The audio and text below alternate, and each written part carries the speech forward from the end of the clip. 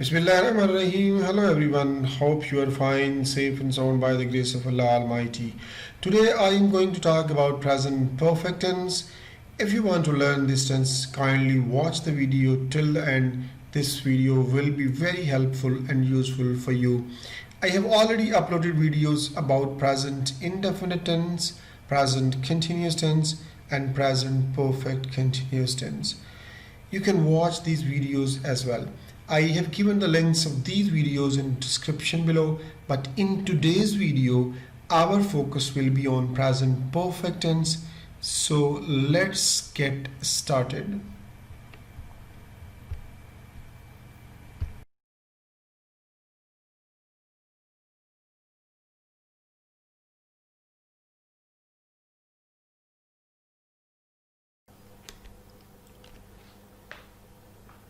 So here is present perfect tense. Present perfect tense is used to talk about events that are relevant to the present but that happened in the past. It is used to talk about an action that started in the past without mentioning a specific time.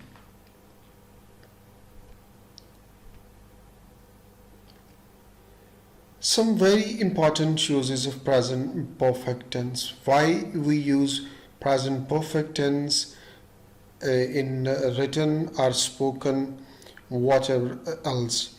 So what are the very important uses of present perfect tense? Look at here. The present perfect tense is used, number one, whenever we talk about experiences, we use present perfect tense. Look at these examples.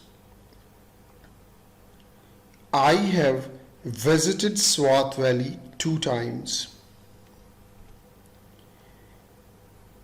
He has never seen such a beautiful animal in his life. Have you ever visited Murray Hills? So you can clearly see that these are the examples clearly showing the experiences. That's why we use present perfect tense. Very important point.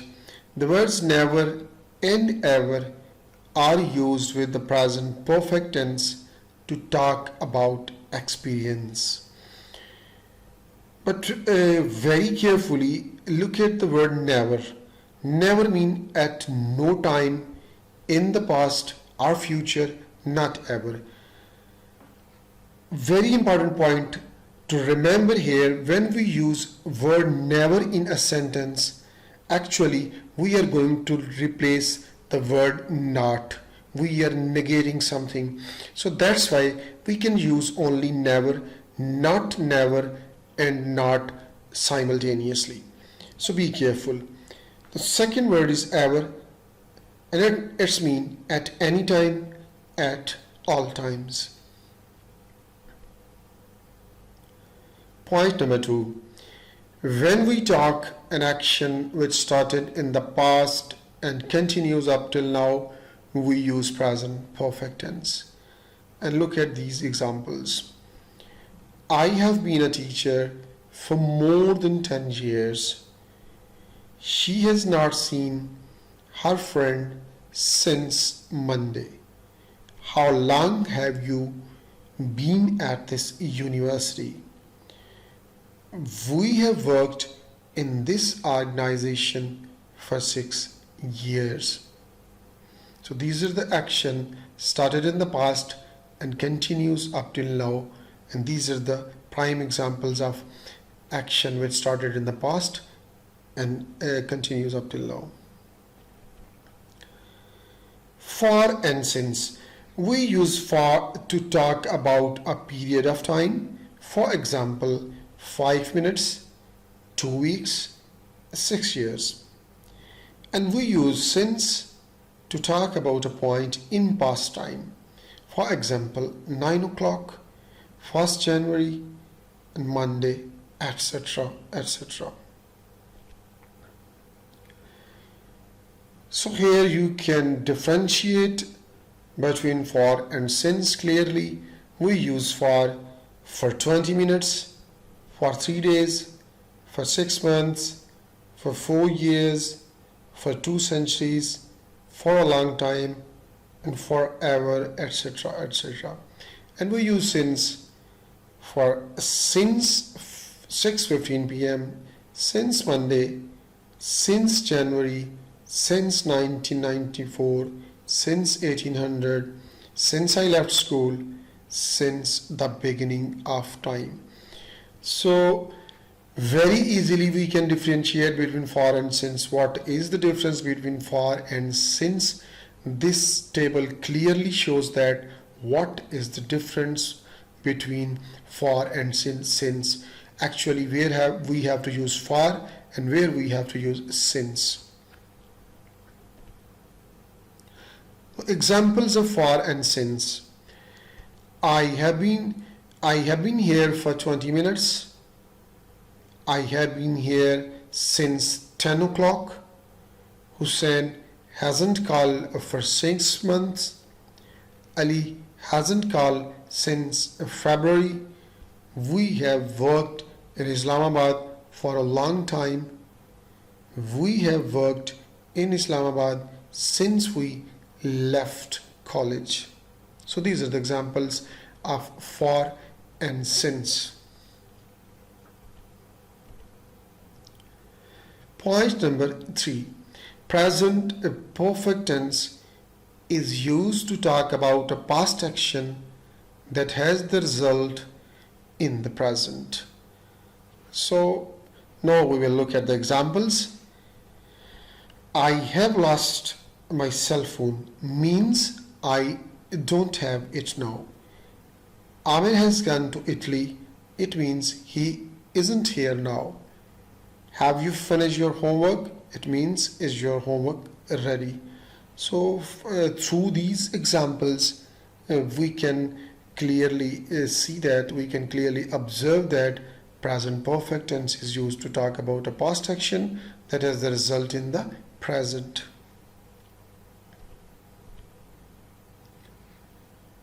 The structure of present perfect tense. First of all, we will look at the form of verb. So third form of verb is used in this tense as a main verb.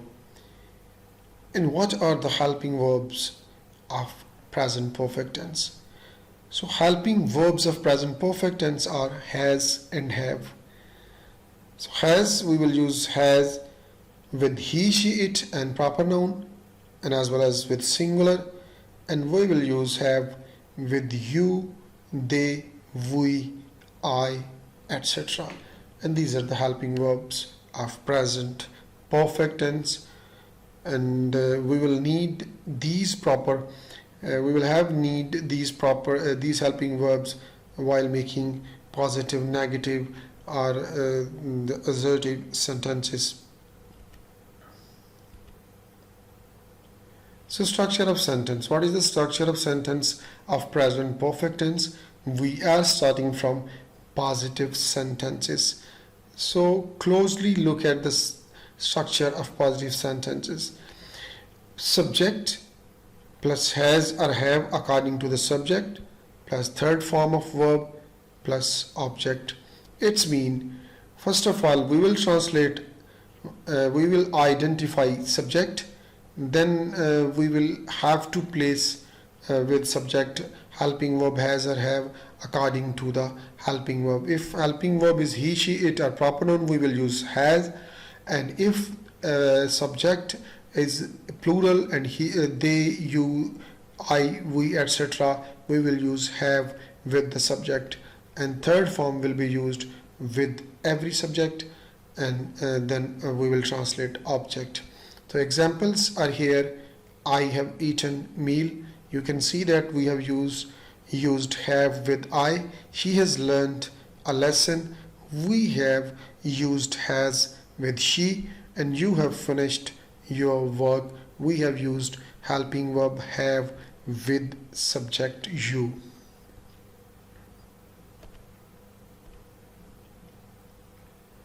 So secondly, now we will look at the negative sentences. So what is the structure of negative sentences of present perfect tense?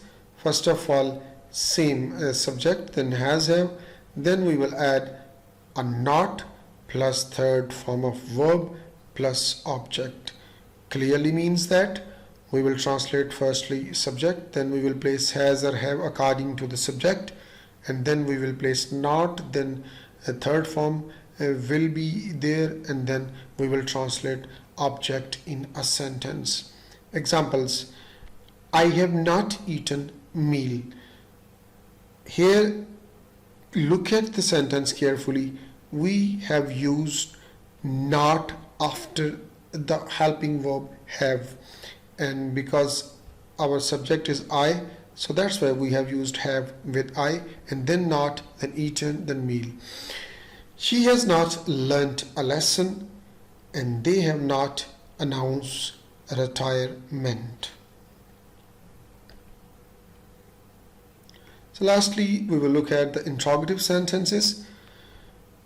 In interrogative sentences, actually we will place has or have at the beginning of the sentence, then there will be subject, then third form of verb, and then object.